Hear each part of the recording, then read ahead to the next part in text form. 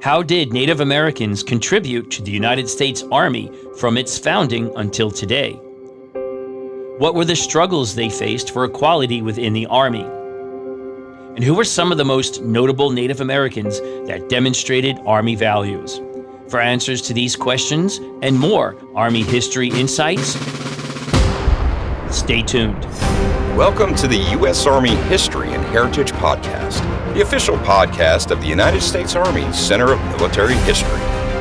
The Center of Military History writes and publishes the Army's official history, manages the U.S. Army Museum Enterprise, and provides historical support throughout the U.S. Army.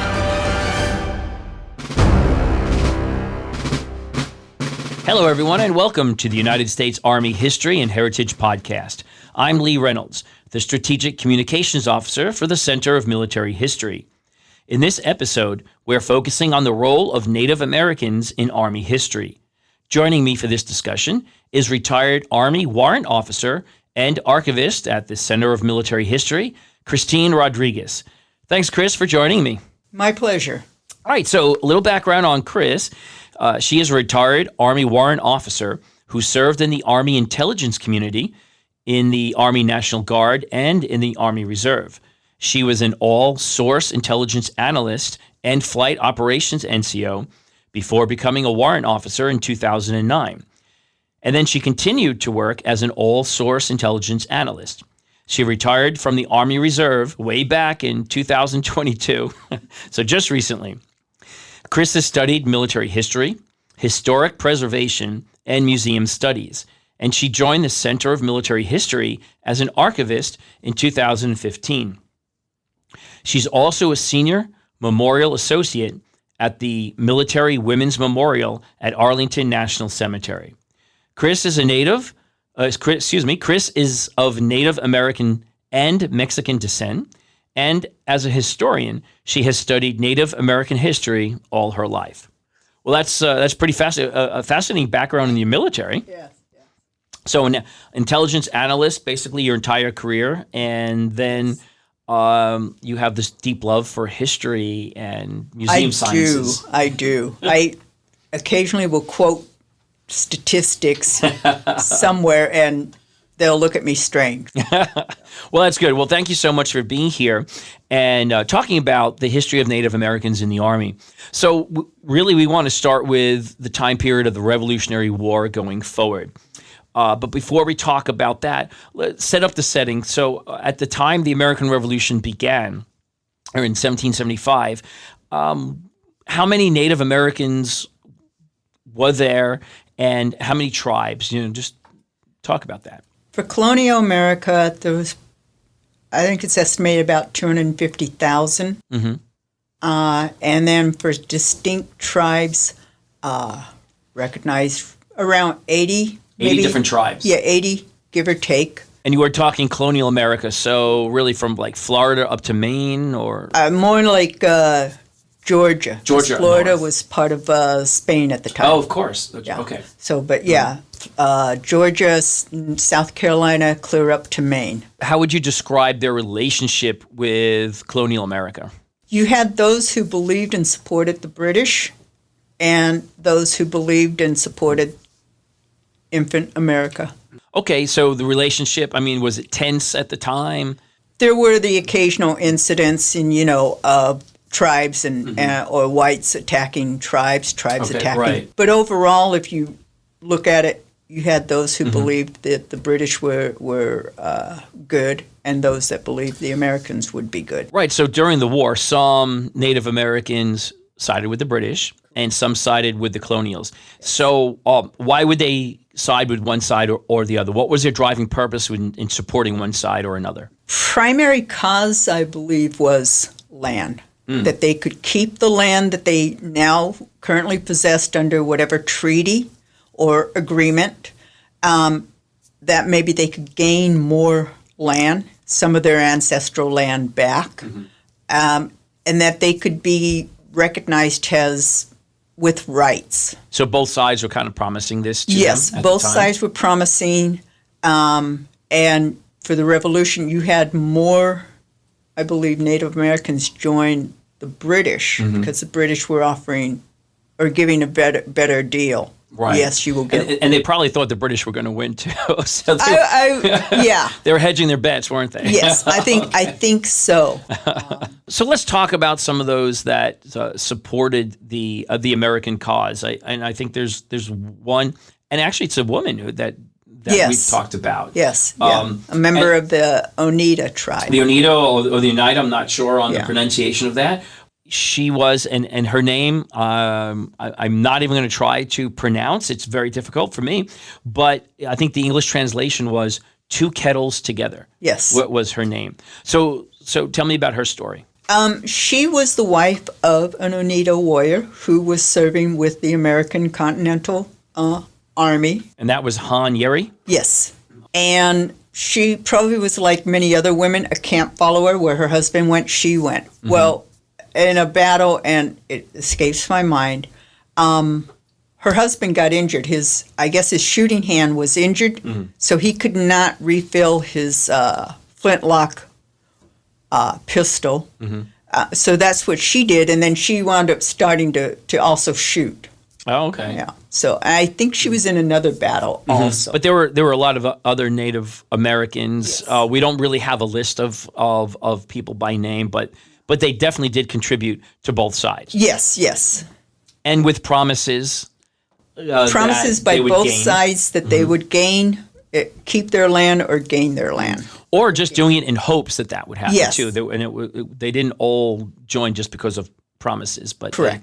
They thought maybe they would get something out of it. So at the end of the war, what happened? Did they benefit at all? No, they lost out big time. What is it? The Treaty of Paris in Paris by both the British and the Americans basically overlooked the Native American population. So the treaty was just between those two empires, those two, and right. The Native Americans lost. But then what was the effect on the tribes? So as we mentioned, many more Native Americans supported the British, but now the British lost and are gone. So how did that affect the relationship between the colonials and the Native Americans? Well, for one thing, the war itself broke up the famous, well-known Iroquois Confederacy. And what region was that? That was it's northeast, right? Northeast, so New York north. Okay. And Iroquois, Seneca, Oneida. So there were 6 tribes, I believe, that made it up. And 2 tribes sided with the Americans, and the others sided with the British. That being said, you also had independent tribes here and there that were trying to maintain neutrality. And the war ended. Those who had sided with the British lost land. Those who had sided with the Americans, they even lost land. Right. They didn't gain what they thought they would. And this would be a recurring theme Yes. as we move forward. Yes. But let's jump up now. So after the American Revolution, we did westward expansion. So most notably, the Army led Lewis and Clark expedition. Yes. Lewis and Clark could not have been successful without the help of a very famous Native American. So why don't you talk about that? That would be Sacagawea. Sacagawea. At the time of the Lewis and Clark expedition, she was married to a French fur trapper. And last name was, I believe, Charbillon. And Sacagawea, in my mind, she had been kidnapped from her original tribe years earlier, and then traded by other Native American tribes, and then wound up further east and became partner wife of Charbillon at some point. But she also had the ability to understand people, read people, pick up language. Oh, she was great at negotiation. Yes. But she helped the Lewis and Clark expedition. Yes. Not only with where to go, directions, but paving their way through tribal lands, through other tribes. So she knew where some tribal lands were, and perhaps how to avoid incurring their land or trespassing. Right. And she knew some ways of how to keep the peace. Right. A lot of their success was due to her. Yes. moving forward then past the Lewis and Clark expedition, the next significant battle in American history or war is the War of 1812. Yes. So how did Native Americans participate in this? Native Americans, particularly, I believe the Cherokee and I think Choctaw, they served with Andrew Jackson during the Battle of Orleans. But again, why? All right, so they served in the Revolutionary War. Promises made, promises broken. Yes, yes. Why are they serving again? Why are they stepping up to serve? They're showing loyalty to America and property, or land, I should say, not property, land.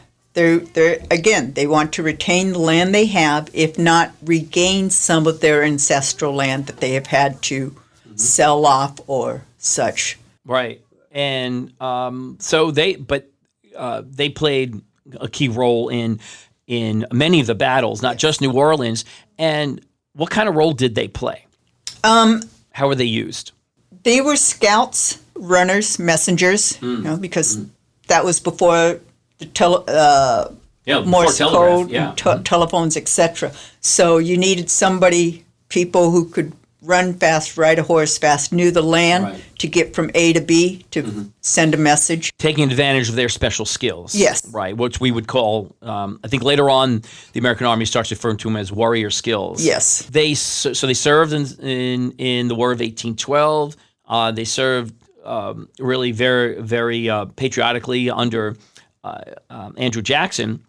But then what happens after the War of 1812? About 25 years later, several states basically say, we want the Native American gone, we want their land. And they, I believe, go to Congress, petition to get the land. That is approved, and it is signed off by then President Andrew Jackson, and it leads to the Trail of Tears. Right. And the Trail of Tears, it was the Cherokee and who else? Cherokee, Choctaw, Cree, so moving from the southeast into what was then known as Indian Territory. The Indian Territory, which would eventually become Oklahoma Territory, Oklahoma State. But then before that happened too, Andrew Jackson got involved in the Seminole Wars in Florida. In Florida, right? And and that didn't end well. No, not for Andrew Jackson. Right. And his Yeah, so not a good moment in U.S. Army history there. But okay, so then moving forward then to the Civil War. Again, Native Americans participated, but just as they did in the Revolutionary War, some supported the Confederacy, some supported the Union. Yes. And was that basically because of where they were, regional? Yes. And again, they supported it in the hopes that they could retain the land they had, possibly gain new land, and keep the lifestyle they had. Okay, right. Okay, because going back to the Trail of Tears, by this point, the Creeks, Cherokee, Choctaws, etc., were called the civilized tribes primarily because they had adopted the white man's way. Oh, interesting. Yeah. They wore white man's clothing. They talked like them. They farmed. They hunted. They did a lot of things, and that included enslaved people. So who did they enslave? Was it other tribal members or white people? There may have been some enemy tribal members, but eventually it was African Americans. So they maintained African American slaves. Yeah. That being said, I did not know that. That's interesting. Yeah. It wasn't every Cherokee. Right. Or every. No. It was some, but not a lot. But they considered it because they mimicked what was happening in white society. So they took that on, and they were referred to as the civilized tribes because they adopted many of these things that the whites were doing. And by the time they got to Florida and the Civil War happened, you had Native Americans who wanted to keep their lifestyle, whether or not that included enslaved people. But you also had Native Americans who were abolitionists. Well, there were about 3,500 Native Americans that also served in the Union Army. Yes. And for similar reasons. Again, the role that Native Americans were used for. How were they used? Well, there was one unit on the Union side. It was a home guard unit. So their job was to patrol Oklahoma, and Oklahoma became quite a bloody territory, kind of like, it's not mentioned, but it's my interpretation, kind of like Kansas, Missouri, border wars. Right. That was part of Oklahoma because you had the Confederacy Native Americans and the Union Native Americans. So you had that. You also had some units that were composed of Native Americans that fought and served under the Native commanders, like Stan White for the Confederacy. Okay.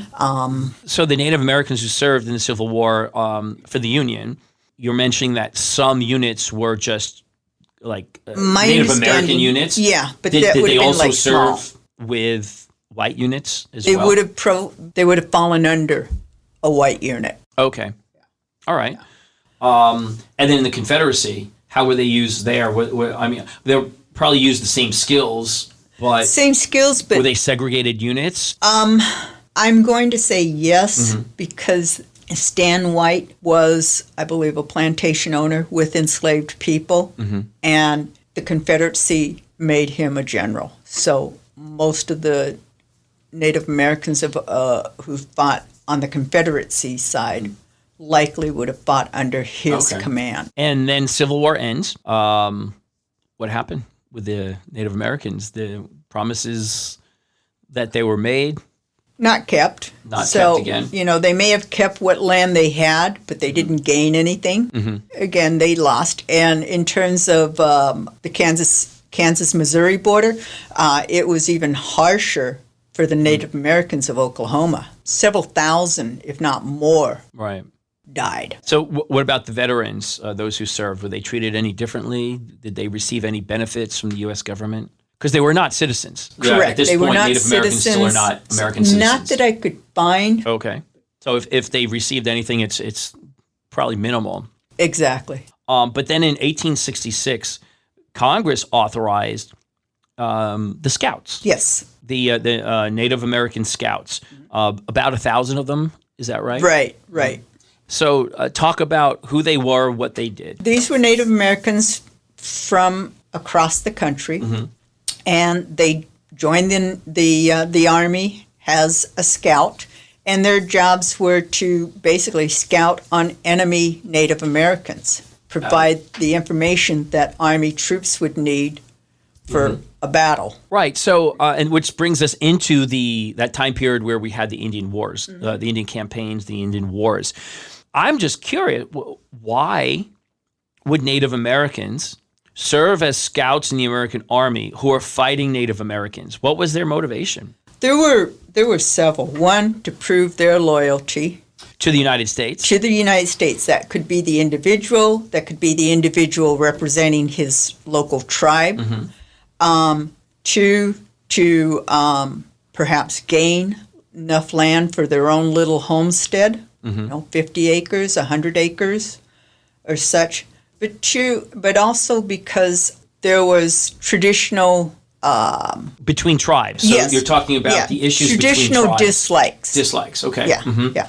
So So by serving for the Americans in a war against a certain tribe, they were benefiting yes, their own tribe because they're taking out Their ancient enemy. grievances. yes, Yeah, their okay. ancient enemy. And they're their longstanding enemy. So the enemy of my enemy is my friend. In kind this of gets case, back to yeah. that. And then I think you mentioned not just land, but there were other economic reasons why they fought because the American government would give them or their families, their tribes, money and food. And, Exactly, and that would enable them to help feed their family, their tribe. yeah, it's interesting because for a long time I had wondered why were Native Americans helping in these wars, but your explanation just it makes a lot of sense. And what's interesting about the Indian Wars, the contribution of these scouts were tremendous. I mean, they fought hard.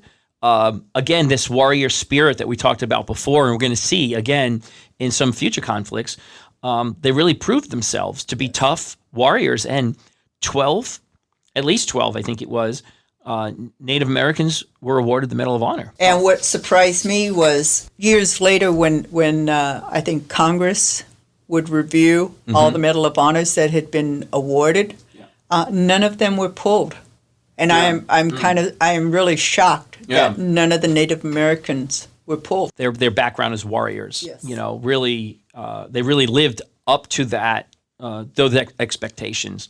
And now let's move forward to the Spanish-American War. Mm-hmm. Again, they are not U.S. citizens. No. But they volunteered. They volunteered. About how many volunteered, do you know? I think it was like about 1,000. I know, 1,000 again. Yeah. And with who did they serve? Who else? The Rough Riders. Teddy Roosevelt's Rough Riders. Uh-huh. Yeah. And so they went to Cuba with the Rough Riders. Now, were they segregated or were they mixed in? No, they were part of the Rough Riders. So it wasn't segregated. It was everybody in one group. Okay, so they were mixed in. Yes, they were mixed in. Unlike there were some black units there under. Correct. Then was it Lieutenant Pershing? Yeah, I think so. So he had I think some of the black soldiers, but those were segregated. Correct. But Native Americans were not. No. How were they used? As scouts. Right. Yeah, and again, their motivation for volunteering. Show their loyalty to America and retain whatever land that they might have had. And then I think another interesting piece to this is there were four Lakota women. Yes. Who served during this time period as nurses. Yes, they were sisters, and they were all Lakota nurses, and they went over to Cuba as nurses doctoring. And I think it was noted here that the nuns were much beloved by the soldiers and praised by the Surgeon General. Yes. As the only sisters who came with the Army to Cuba and remained. Mm-hmm. So that's a really significant contribution there. Yes. Now let's move forward another 15 plus years, almost 20 years, to the First World War. Mm-hmm. Native Americans are not American citizens. Correct. So when the draft happened, no Native Americans were drafted, but they volunteered again. Yes. Again. Yes. And about how many served? Around 12,000. Okay, 12,000. Yeah. Wow. It's significant. We've talked a lot about that warrior culture for them, that what we call today that warrior ethos, right? Yes. Yeah. But then they just demonstrated those skills so much. So going into World War I, the Native Americans were known for being tough, really tough fighters. Mm-hmm. So how were they used in World War I based on that? They were used as trackers, as runners, infantry, anything that, I shouldn't say anything, but if it required some stealth, then it was thought that because they were Native Americans and they had always snuck up on the whites, that they could still do that and do that with the enemy. It did not work well for Native Americans. They had a high attrition rate of death. Yeah, I think they had by the enemy. They had a higher attrition rate than white soldiers. Yes, I know the black soldiers in World War I also had a very high attrition rate because of these assignments that they received. Right, and the belief that they're Native American, they know how to do this. Right. So send them forward. Again, they served because of they wanted to prove their loyalty and to retain land, perhaps get land. Perhaps finally proved that they were worthy to be a citizen. Another very significant contribution during World War I by the Native Americans, most people usually, and I did, associate it with World War II, but it's the code talkers. Yes.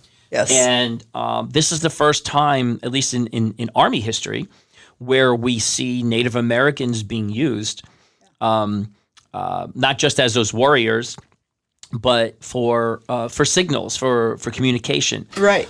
Because the Germans were intercepting. Exactly. And and it took a couple of people to think, how can we fix this? And whether it was a white officer who had the brilliant idea or perhaps the Native Americans themselves, they were able to communicate to others in the chain through the telephone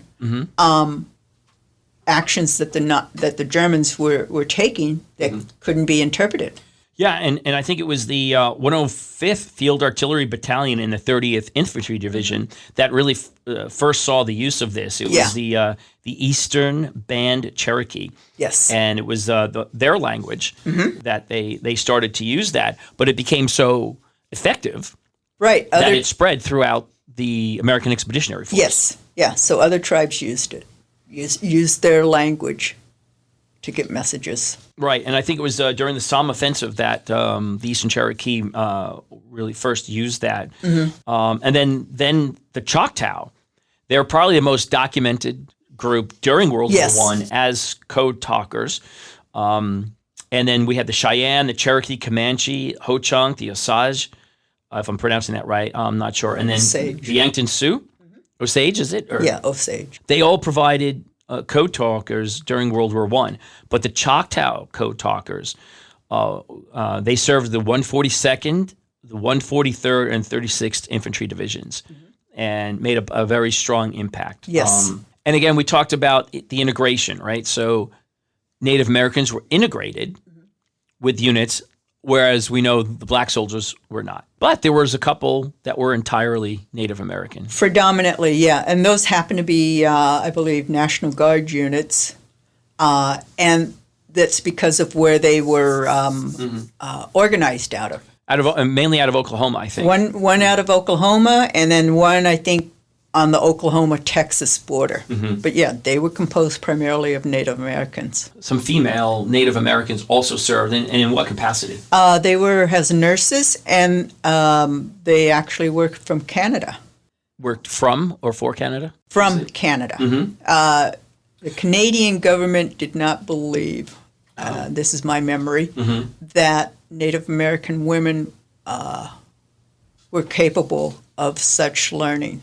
So they could not go to nursing school in Canada. Oh, okay. But so the U.S., I think some of these women did it through Episcopal Church. And a lot of them worked with the Red Cross during that time period. So a lot of contributions from the Native Americans, and significant ones. I mean, the code talkers played such a crucial role.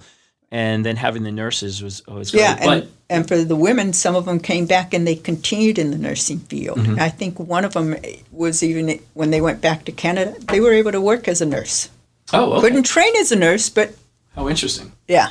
And then their actions received them a lot of very significant awards. Yes. 27 Native American soldiers received the French Croix de Guerre. One also received the Belgian Croix de Guerre. Let's see, we also had Silver Stars that were awarded, as well as others, and they were acknowledged and awarded for their heroism during the war as well. So they made significant contributions. Correct. Because, as you said, they wanted to show their loyalty and their patriotism. They're hoping at some day to get citizenship. Yes. What was the result of their contributions in World War I for these veterans? For the veterans, in 1919, the veterans were granted U.S. citizenship. I believe that also extended to their immediate family.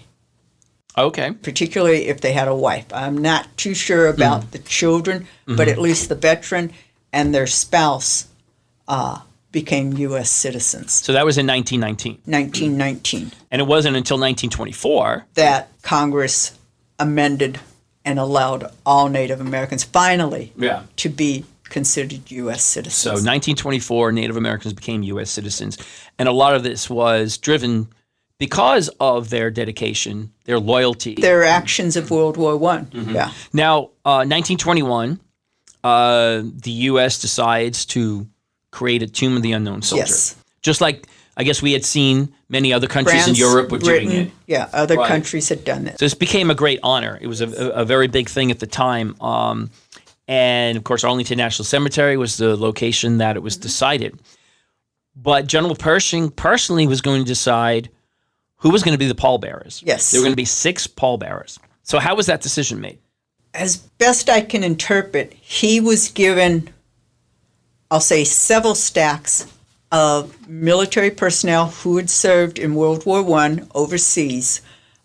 It did not matter the branch. So he looked at Army, Navy, and Marine. Okay? He looked at all of them. And from that pile of however many files, he selected, I want to say, either a total of 8 or 9 members. So You have the pallbearers. Mm-hmm. You have the, I believe, sergeant who selected the casket. Mm-hmm. And then at least one other, and it escapes my mind. But Pershing made that personal. Right. He selected. One of them was the Native American. Yes. It was Corporal Thomas D. Saunders from Northern Cheyenne in Wyoming. Yes. So he served with the engineers in the 2nd Division. And he saw action in Chateau Thierry. He received the Croix de Guerre with Gold Star for leading a patrol under heavy attack. And he was one of the pallbearers for the Tomb of the Unknown Soldier on November 11th, 1921, handpicked by General Pershing. Yeah, and he followed, he was one of those pallbearers that started in France and was there after the sergeant went into the room and picked. And then from that moment on for like the next, 10, 15 days, he was with that coffin. Right. Yeah, I think they all remained with the coffin from start to finish. Yes. And all right, good. And now also there was another Native American who played a significant role in the ceremony on November 11th, 1921. So who was that and why was he there? Chief Plentycoo. And he was a Crow Indian, and he had served the U.S. military as a scout years earlier during the Indian Wars. And his role, he was selected to represent all Native Americans who had fought, at least in World War I. And I know he placed some sacred items, sacred to him and the Crow Nation, on that casket as it was lowered down. And I believe the Arlington National Cemetery still maintains that. Yes. Those are still artifacts that can be seen. They have a museum there. I'm not sure if it's on display now, but they do maintain those. So then we talked about already 1924. They are now citizens. Native Americans are. We get to World War II. So now as citizens, they could be drafted. Correct. So a lot of Native Americans were drafted, but most of those who served, which was, 40,000? Correct. And then 800 women from Native American communities served, but most of the 40,000 were not drafted. No, they volunteered. A lot of them volunteered, and they even raised for Native Americans across the country. They were a significant donor for war bonds. Oh. Yeah. Oh, wow. I mean, several $1 million in war bonds. And if you think about reservations today, you just have to think, well, 50, 70 years ago, that was even worse and harder. How could you? But yeah, they contributed monetarily to war bonds and morally, physically, etc., with men and women. So they were actually actively recruited based on our lessons from World War I. Yes. As code talkers. As code talkers. There's the famous group of for the Marines with using the Navajos, but the U.S. Army also used tribes such as, I believe, again, the Choctaw, Cherokee, and several others for their forces in Europe and even in the Pacific. And in the Pacific, too. Yeah. I mean, we had 22 divisions in the Pacific during World War II. So they were used there as well. And, of course, we talked about the Marines, but one of the members who raised the flag at Iwo Jima was notably Native American as well. American, yes. So, yeah, again, they served, again, with distinction during World War II, and they were not segregated like the blacks, African-American soldiers were. So they were integrated. They were integrated, and then those that may have been in the National Guard unit, went over with their National Guard unit, but yeah, they were integrated and used as regular soldiers, but also as code talkers. So we don't see the reliance on them as giving them the tough assignments, the toughest assignments anymore. It's they're being used more as regular soldiers are. Exactly. Transportation, admin, code talking. I'm sure some of them might have been in the medical field and such. So You're yeah, right. So they were used throughout, yeah, but not segregated. correct. Now, also, so we have Alaska. Alaska is not a state at the time. No. It was a territory, an American territory, but the native population in Alaska were also used. Do you want to talk about that a little bit? Alaska has a chain of islands that I think The Aleutians? the Aleutian Islands, and I think the last island that belongs to the U.S. is like maybe 20 miles from Russia, not that far. But that's also where Japan decided to try and get a foothold. And so they attacked a couple of the Aleutian Islands, and this would lead to the Alaska Territorial Guard being stood up, has a defense force. And the primary members were Native Americans, Native Alaskans. Right.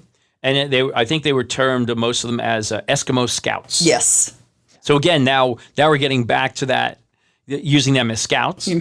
Well, they knew the territory. Exactly. They had the skills for that type of environment. Right. So they were used by the Army as Eskimo Scouts. And I don't know about initially, but eventually the territorial scouts were both men and women. And I believe they were as old as 80 and as young as 12 volunteered. Yep. And again, they weren't drafted. No. These were volunteers. It was about 6,300 people volunteered from 107 different communities within Alaska. So again, another significant contribution by these Native Americans as Eskimos. Now, Native Americans, they received 5 Medals of Honor during the war. Yeah. 5 Medal of Honor, Native Americans in the Army. There were others. In the Army. That was the Army. In the Army, yeah. All right, and then so moving forward, we have the Korean War, and again now they could be drafted. So just as in World War II, and but a lot of them volunteered again and participated in just about every battle in the Korean War, and another 5 Native Americans received the Medal of Honor during the Korean War. Yeah, and I believe one of those was even Hawaiian. Okay. Yeah.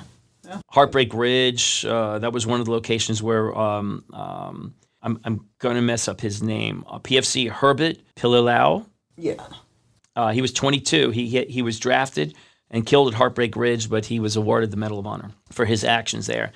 And of course, at that point now, we started seeing the integrated units of African Americans now were being integrated into throughout the Army. Correct. So, yeah. But really, we didn't see too much segregation with the Native Americans. They were pretty much used because of their special skills. Correct. Sometimes they may have been a Native American, but if their skin color was a little darker than what some whites thought, then yes, they may have been pushed into an African American unit. And if their skin color was light enough, they may have been seen and perceived as being white. But, they had obstacles to fight throughout. Right. Yeah. And then we had women in the Korean War also, Native American women. And they serve as nurses, or what were they serving as at the time? In the WACs, I guess they were. Yes, that would have still been the WACs. Yeah. All right. Primarily as nurses, but some as admin. And then we get to Vietnam, and again, it's the same thing. There's a draft. There's about 42,000 Native Americans served, and but again, a lot of them volunteered. They didn't, They didn't wait for the draft, and and what were their reasons at this point for volunteering? They had citizenship. A little bit probably had to do with keeping the land that was part of the reservation, because sometimes uranium is discovered here, or there's a big beautiful forest and wood and buildings, etc. But also, you could say the warrior ethos came out. Yeah. Historically, they have been warriors. Here is an opportunity to be a warrior and serve in the family tradition, and perhaps for some of them, their father had served in World War II or World War I. It's that family tradition. Yeah. Exactly. And briefly, it would allow them time away from the reservation to see another part of the country, another part of the world. But more often than not, when they finish their tour or the enlistment, whatever period that they signed up for, a lot of them would go back home. And a lot of them, again, they served honorably Yes. and with great distinction, several medals of honor again. And, one of the recipients of the Medal of Honor that we've highlighted a lot is Roy Benavidez. Yes. He was and I'm not sure if I'm pronouncing this right, Yaqui Indian. And he was with Special Forces, and he received a Medal of Honor, as did many others. Mm-hmm. So again, great distinction of service in the Army.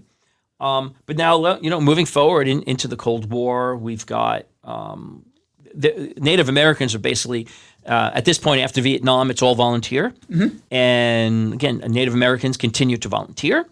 Yes. In spite and of a high what, number. Yeah, and in a high number, right? And again, in spite of maybe some political issues between tribes and the American government, but they still are patriotic. They're still loyal to the nation, serving the nation, and then again, same reasons: family, legacy, yes, tradition. They're serving the U.S. nation, and then they're serving their nation. Right. Mm-hmm. And they're following family history.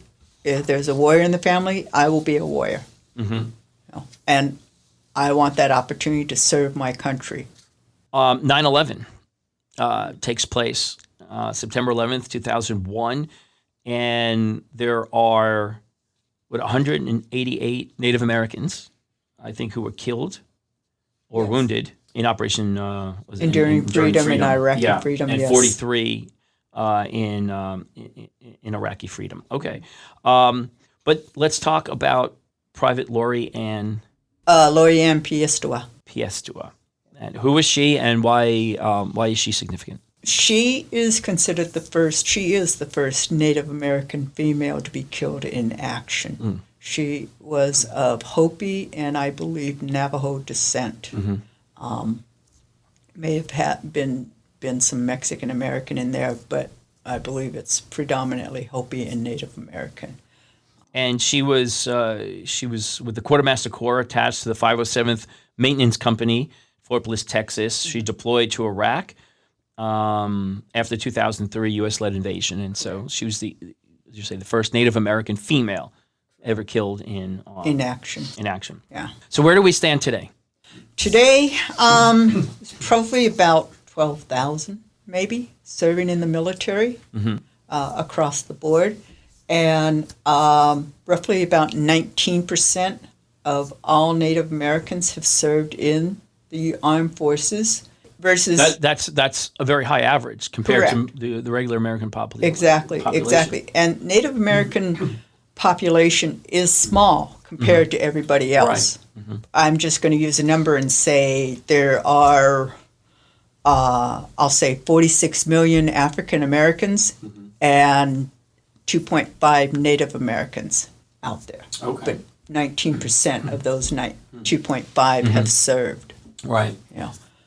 And overall, I think you've told me that it's 22 Native Americans have earned the Medal of Honor within the Army. In the Army. It's a higher number across the branches, but I didn't pay attention to that detail. Right. And okay, well, great. Was there anything else? Any key points that you want to highlight that we didn't address? What I wanted to mention in my research. And we're going to use this as our Who trivia. Yeah. Was Wes Studi, the Native American actor, served in Vietnam. Oh. Yeah. What has he been in? Last of the Mohicans was one of the biggest movies. Mm-hmm. I think he played Geronimo in the movie Geronimo that also starred a young Matt Damon. Mm-hmm. I'm sure there are others out there, but those are the two that just come to mind.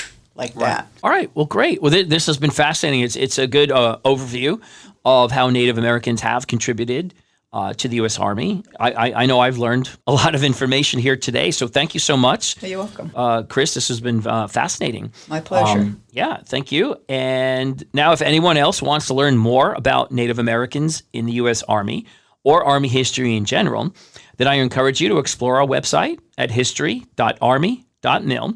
And if you want to experience Army history every day, then visit our social media sites on Facebook, Twitter, and Instagram. And please join us every week on this podcast for more in-depth discussions about Army history as we cover topics from all eras of the U.S. Army, examining battles, soldier experiences, equipment, weapons, and tactics. Thanks for joining us today on the United States Army History and Heritage Podcast. For the Center of Military History, I'm Lee Reynolds, and until next time, we're history.